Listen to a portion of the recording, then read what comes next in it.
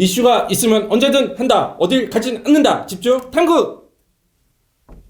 안녕하세요. 지코노미 TV입니다. 오늘은 고위 공직자들의 부동산 논란과 관련해서 집중 탐구 한번 해보겠습니다. 그동안 이런 논란이 없었던 것은 아닌데 이번에 청문회를 앞둔 장관 후보자들이 무더기로 부동산 관련한 논란에 휩싸였는데 특히 국토교통부 장관이 아주 눈에 띕니다.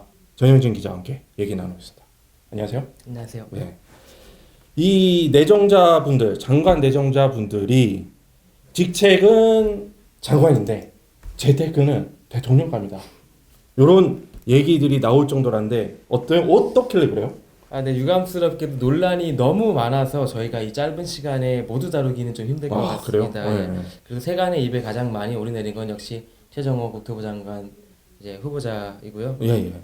최종호 장관 후보자. 주택 정책을 관장하는 주무장관이 국토부 장관이잖아요. 근데 이 후보자가 부동산 문제로 입방을 오르고 있다.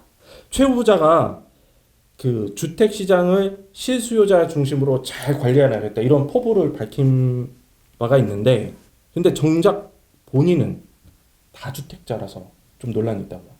네, 그 관리라는 게 본인의 절세 전략 관리도 굉장히 좀 잘하신 것 같더라고요. 절세도? 예. 일단 말씀하신 대로 최 후보자는 다주택자였는데 네. 계약 발표 직전에 이제 집 한 채를 처분해서 1주택자가 됩니다. 어허. 그런데 이게 과정이 조금 재미있어요. 네. 이제 꼼수 증여 얘기가 나오고 있거든요. 그러니까 매각을 한 게 아니라 이 주택 수가 줄어든 것처럼 보이기 위해서 분당 아파트를 자신의 딸에게 증여한 뒤에 본인은 다시 그 집의 임차인으로 들어갑니다.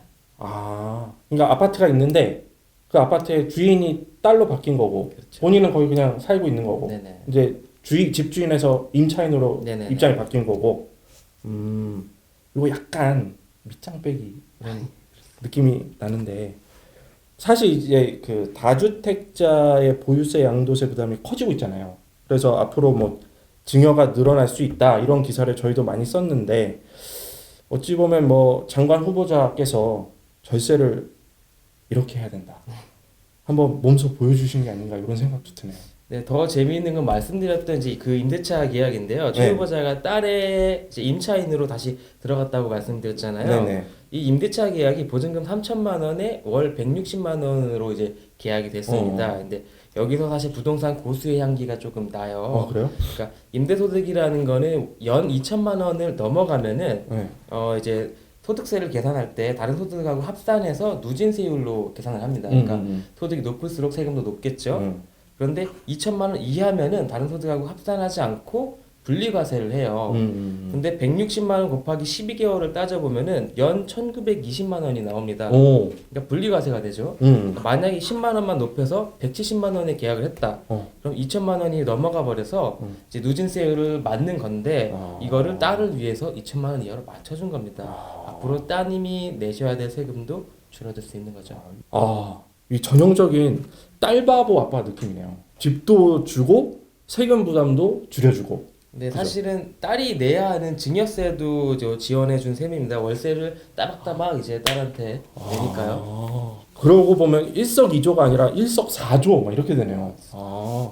본인이 장관 되고 1주택 양도세 비과세 혜택 받고 딸에게 집 물려주고 딸 증여세 지원해주고. 어쨌든 이 최 후보자는 이렇게 지금 1주택자가 됐는데 조금 있으면 다시 또 2주택자가 된다고요. 국토부가 세종시에 있죠.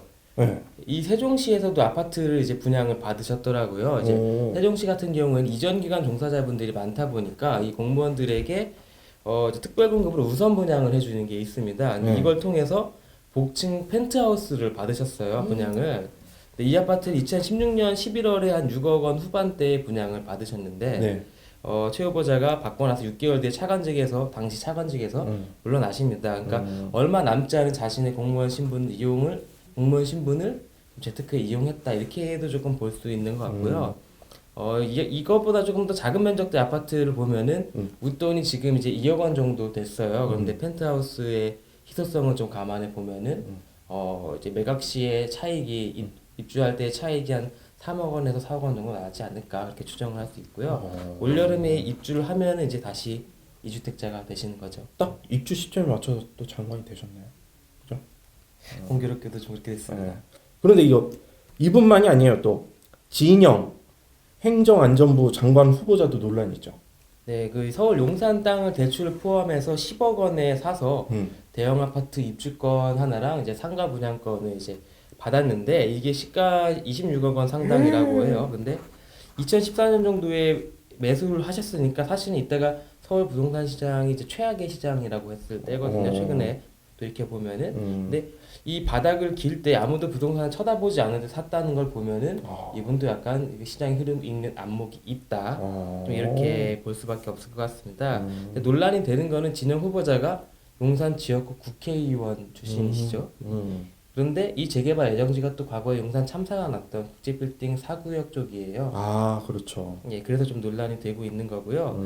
사실은 여기뿐만이 아니라 강남 대치동에도 아주 유명한 재건축 아파트가 있습니다.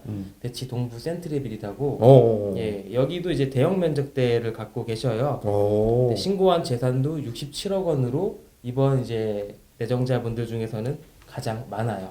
67억 원. 예. 이분도 나중에 국토부 장관 한번 하셔도 되겠네. 잘 읽으시네. 사실은 더 잘 어울리는 네, 부동산의 귀재 진영 장관 후보자님. 오케이, 알겠습니다.